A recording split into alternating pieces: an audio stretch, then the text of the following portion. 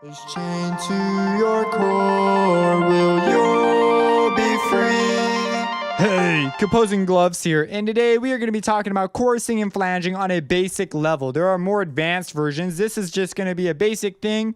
I'm even probably going to put this at the end of the FL12 effects because it is something you will see literally everywhere. You'll see flangers here, choruses here. So let's really quick go to history real fast, and then we're going to do it in a way that was shown to me, and I think it's just a genius way to teach this. So chorusing comes from actual choirs, like a chorus. And what would happen is you would ask a choir to sing a note, like saying sing B, right? And they'd all try and sing B, and they would all slightly be out of tune. And the chorusing effect would be generated because all their voices have different overtones, and they all hit it slightly out of tune. The key thing is the pitch. They're all slightly missing the pitch. Maybe some of them are on it, some are off more than others. That's definitely true. And what happens is their phases, all their individual voices line up differently as a result of the pitch difference. We're specifically looking at pitch, although there is this timbre thing going on as well. And that gives us the effect of a choir. So when we take signal and we change the pitch of it relative to a copy of that signal, that's called a chorusing effect. The other effect we'll be looking at here is the flange. A flanger comes from tape machine days. I'm not sure if they had a thing on there called the flange, but by manipulating this, you could delay the signal on very small levels, and that would be called flanging. And so instead of a pitch difference causing the phases to line up different, and the pitch difference will actually cause it to line up, go out of alignment, and then line back up, go out of alignment. But an entire difference will just shift it all over, and that causes a static change. But if you move it, that's what most people associate with flanging. So let's go ahead. Let's stop talking about this weird abstract stuff and let's get into it. So and if you use a combination of the two, you can end up with a phaser. Now there's loads of more complicated ways to do this and feedback loops and mumbo jumbo. We're going to ignore that for now.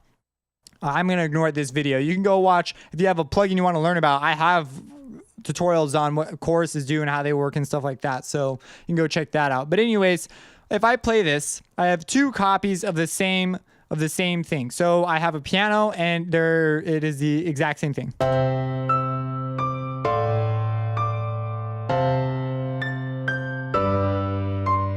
Okay, and it is in phase. So if we zoom in here, we'll see the phases line up. And I'm assuming you know this from Sound and Synth Basics earlier in this series. Now, what we are going to do is first we will simulate the flange. So a flange, some of you guys who know what flanging is or have used flanging effects may say that's not exactly what it sounds like, but it's close. This is a true flange in that we are just simply introducing a time shift. So if I move it over, we have changed the way the phases will sum. That's called the flange. And you can hear it sounds sort of thin here. If we move it some more.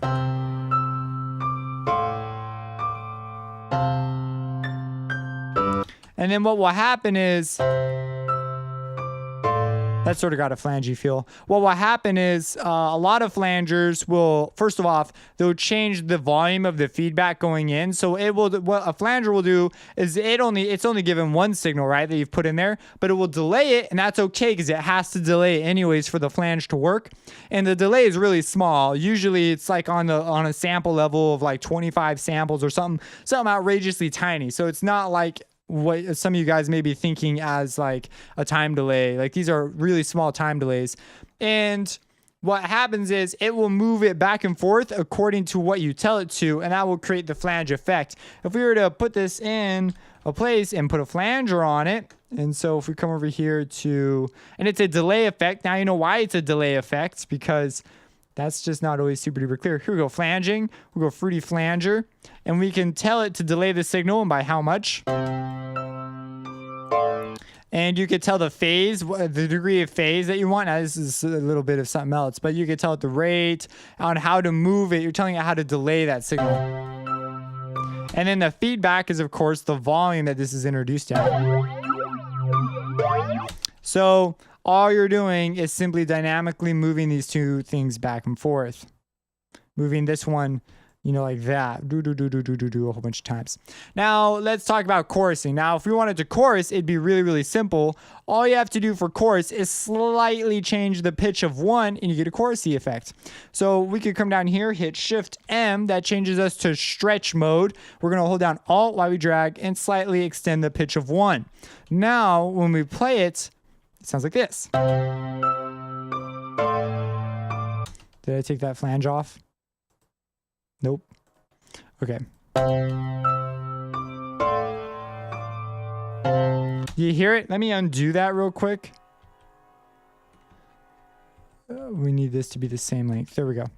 And turn that flanger off. So this is the original. Okay, and then this is with the chorus. So hit Shift M. I'm already in stretch mode, so I don't need to. And just lengthen 1 out just a little bit. You notice it starts to sound a little detuned, like a sort of a honky-tonk piano. And the flanger's off, so that's our chorus.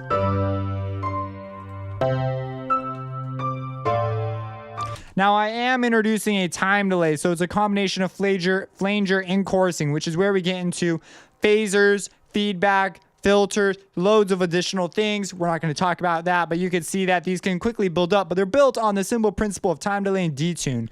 Now, if I just simply change the tuning of one, so this will stand still. So this is now 10 cents flatter than it was before, and there's no time delay introduced.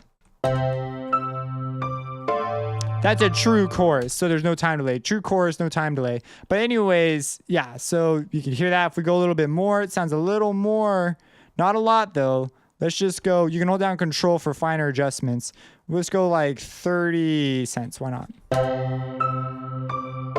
How many old pianos do you know that sound like that? Now you may be wondering, why does that sound like that old piano that you've played at someone's house that you're like, why do you even own this piano? Well, pianos have multiple strings per note. I believe the high notes have 3 and the low notes have 2, and some pianos actually only have 1. The Native Instruments recently featured one, the unichord, but that's really cool. So basically, those strings are not all in tune. One might be in tune, but the other 2 might be out of tune. So when you hit the hammer hits that, you get that. And isn't that just wonderful? So you get the chorusing effect. Yeah, oh wow, your piano has chorusing. And then if you just pan one to the left and pan one to the right, you get stereo chorusing. And of course, stereo chorusing gets a little more intense because you do stereo chorusing, not only are they changing, but they're constantly, there's an LFO telling it to change pitch and by how much, which again, this is done through the wonder of delay lines. But in this case, it will delay it, and your DAW will do something called plug-in delay compensation. You should leave that on generally. And so it'll delay it so that it's in time, so that things need to be in time are in time. So yeah, that's the basic behind chorus and flanging. Hopefully you found this informative. If you did, please feel free to check out my Patreon and support me on there, because I really appreciate anything that comes my way. That way I can continue to make videos like this and continue to invest in doing things like this. If you have any questions, let me know. Any knowledge you want to drop or stuff like that. And my mouse just stopped working.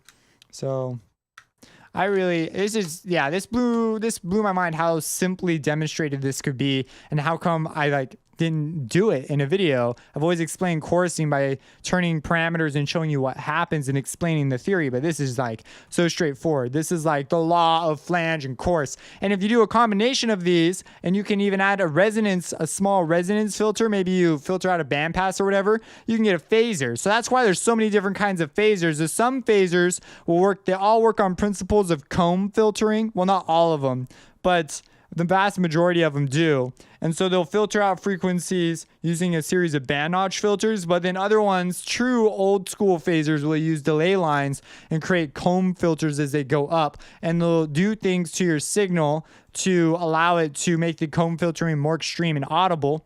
Some even cause resonance, which is one of the things that the fruity phaser does, that allows it to actually introduce a tone back in. So it's a really, really cool thing. Phasers, flangers, chorusers, they're all based around that sort of an effect. So yeah, subscribe and have a blessed day. Way too much oomph for very, very first beginning sound designer. So this is a great place to start. You are going to get out of this series a whole bunch of techniques. You're going to learn what all the buttons and knobs do and stuff like that. But the goal is to show you the application of these buttons and knobs, not necessarily a sound design with. That's the second series that will follow this one day. Maybe not.